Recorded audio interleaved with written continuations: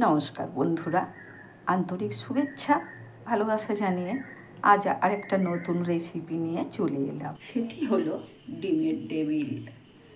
5টা ডিম সিদ্ধ করে ছাড়িয়ে হাফ হাফ করে কেটে নিয়েছি। 3টে আলু সিদ্ধ করে গ্রেটারে গ্রেট করে নিয়েছি। 2টো বড় বড় পেঁয়াজ কেটেছি ছোট ছোট করে। টক দই 2 চামচ দেব, ভালো করে ফেটিয়ে নিয়েছি। টমেটো, ক্যাপসিকাম, গাজরটা আমি গ্রেটারে গ্রেট করে নিয়েছি।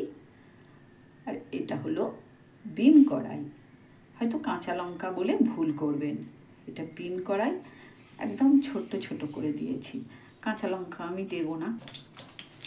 তেজপাতা দিলাম, পেঁয়াজটা আমি ভেজে নেব। পুরো গ্যাসটা আমি লো রেখেছি। লবণ দিলাম, পেঁয়াজটা ভাজা হয়ে গেছে। টমেটো, গাজর, ক্যাপসিকাম, ডিম কড়াইটা ভেজে নিচ্ছি।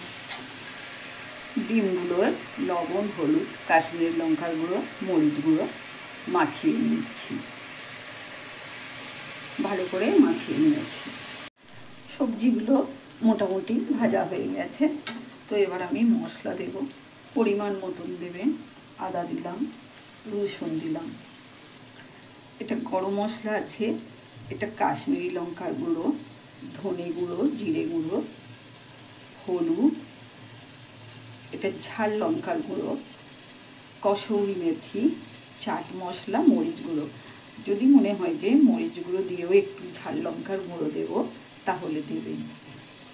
আর কিছু চীনাবাদাম ভাজা। মশলাগুলো সব দিয়ে দিলাম।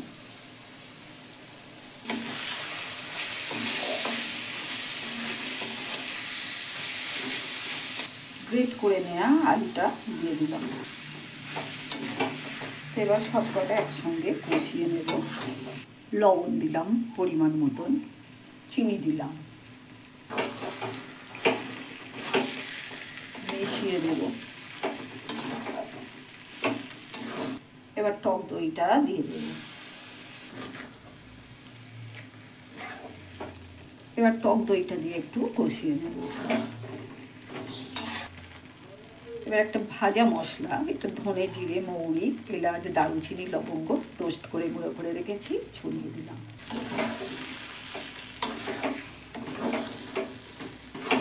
পুরটা হয়ে গেছে, এবার আমি অফ করে দেব, ঠান্ডা করে নেব পুরটা। 2 চামচ কর্নফ্লাওয়ার নিয়েছি, বেসন নেব 2 চামচ, জল দিয়ে গুলবো। সামান্য একটু লবণ দিলাম। ঠিক এই রকমই ঘনত্বটা থাকবে, এর বেশি আর পাতলা করব না।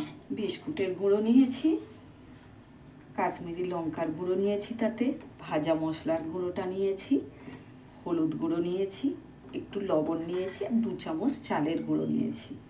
এগুলো সব একসঙ্গে আমি বিস্কুটের গুঁড়োর সঙ্গে মাখিয়ে দেব। আমি হাত দিয়ে মাখালাম, আপনারা চামচ দিয়েও মাখাতে পারেন, তবে হাত দিয়ে মাখালেই ভালো হয়। পুরটা তো পুরো ঠান্ডা হয়ে গেছে, তেজপাতার আর কোনো কাজ নেই, ফেলে দিচ্ছি। ডিমগুলো দেখুন কত সুন্দর দেখতে হয়েছে। তো একটা আমি দেখাচ্ছি, দেখুন এইভাবে নেবেন, একটু বেশি করেই পুরটা নেবেন। এইভাবে একটা দিলাম, ওপর দিক থেকে এইভাবে চাপা দিয়ে দিলাম। ডিমটা পুড়ে দেওয়ার পর একটু এইভাবে এইরকম করে নেবেন, তাহলে দেখবেন খুব সুন্দর হয়ে গেছে। কতটা সুন্দর হয়েছে।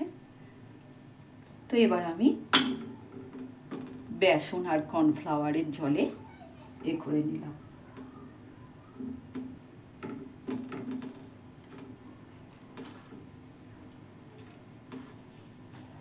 কতটা সুন্দর দেখতে হলো দেখুন, আর কত বড় হলো।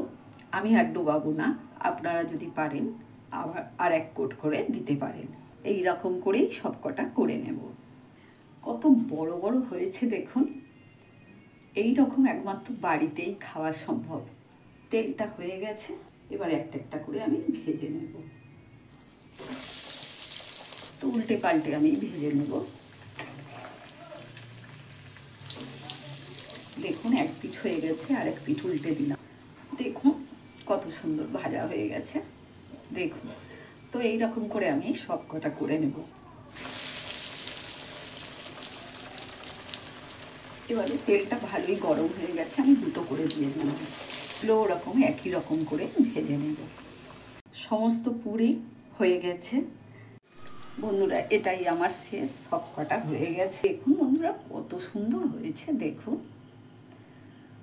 আজকের মতন আমার রেসিপি শেষ করলাম। আমার রেসিপি যদি ভালো লাগে অবশ্যই সাবস্ক্রাইব করবেন, কমেন্ট করবেন, লাইক দেবেন। আসলাম তাহলে, ভালো থাকবেন সকলে। ধন্যবাদ সবাই। কাসুন্দির সঙ্গে স্যালাড দিয়ে খাবো,